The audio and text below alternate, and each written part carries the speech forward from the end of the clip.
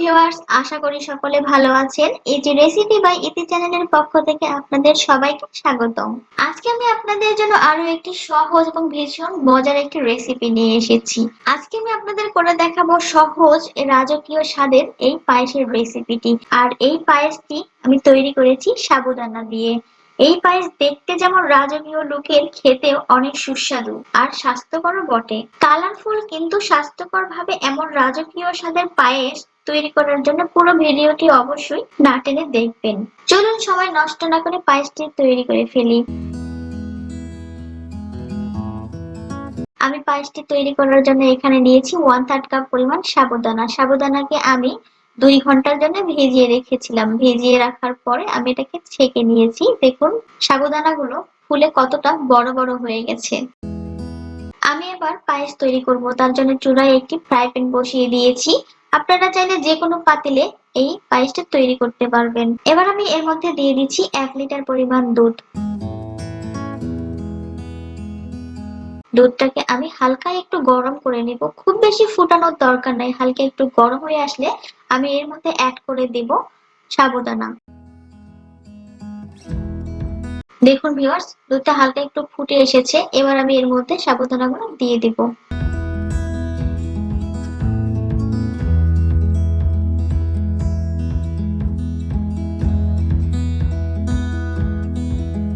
সাবুদানা দেওয়ার পরে অনবরত নেড়ে চেড়ে মিডিয়াম আঁচে এটাকে রান্না করে নিব 10 থেকে 12 মিনিট।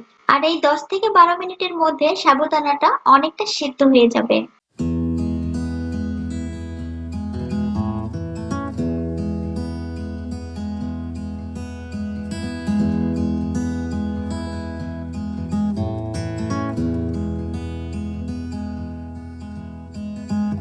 10 থেকে 12 মিনিট পর সাবুদানাটা অনেকটা সিদ্ধ হয়ে গেছে এবং পরিমাণে অনেকটা কমে এসেছে। এবার আমি এর মধ্যে দিয়ে দেব 2টা সাদা এলাচ এবং 2 টেবিল চামচ গুঁড়ো দুধ। আর এই গুঁড়ো দুধটা পায়েসের স্বাদটাকে আরো দ্বিগুণ পরিমাণে বাড়িয়ে তোলে। গুঁড়ো দুধ দেওয়ার পরে আমি খুব ভালোভাবে নেড়ে চেড়ে এটাকে পায়েসের সাথে মিক্সড করে দিব।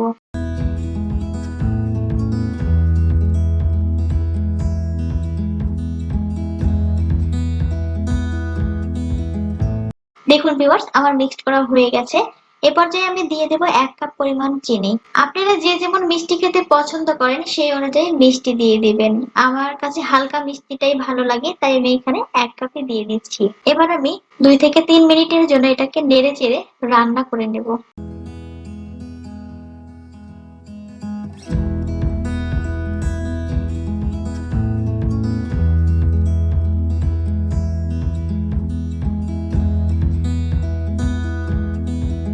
3 মিনিট পর পায়েসটা আমার একদম রেডি হয়ে গেছে। এবার আমি এটাকে নামিয়ে পরিবেশন করে দেখাচ্ছি।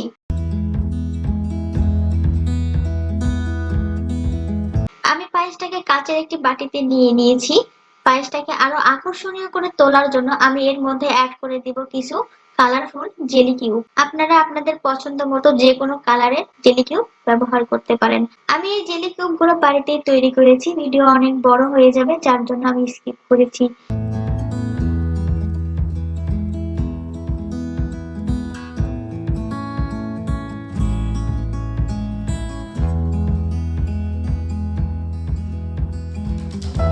জেলি কিউব দেওয়ার পর আমি একটা চামচের সাহায্যে পায়েসের সাথে কিউবগুলোকে মিক্সড করে দিব। দেখুন ভিউয়ার্স, দেখতে কতটা সুন্দর দেখাচ্ছে। আপনারাও খুব সহজে আমার এই ভিডিও ফলো করে এমন সাবুদানার পায়েস তৈরি করে খাবেন। এই পায়েস খেতে অনেক সুস্বাদু। এইভাবে পায়েস রান্না করে যদি অতিথি আপ্যায়ন করেন, তাহলে অতিথি আপনাকে কখনো ভুলবে না, মনে রাখবে। আর পরিবেশনের আগে এর মধ্যে যদি কিছুটা বেদানা অ্যাড করে দেওয়া হয়, তাহলে এটি দেখতে আরো অনেক সুন্দর দেখায়। আর এই পায়েসটা ছোট বড় সবারই ভীষণ প্রিয়। আশা করি আজকের এই রেসিপিটি আপনাদের ভালো লেগেছে। ভালো লেগে থাকলে অবশ্যই কমেন্টস করে জানাবেন, সাথে লাইক এবং শেয়ার করবেন।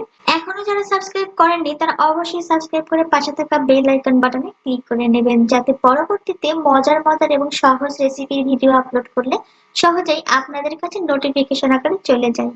আজকের মতো এখানে বিদায় নিচ্ছি। আবারও ফিরে আসবো সহজ এবং মজার কোনো রেসিপি নিয়ে। সেই পর্যন্ত সবাই ভালো থাকুন, সুস্থ থাকুন। আল্লাহ হাফেজ।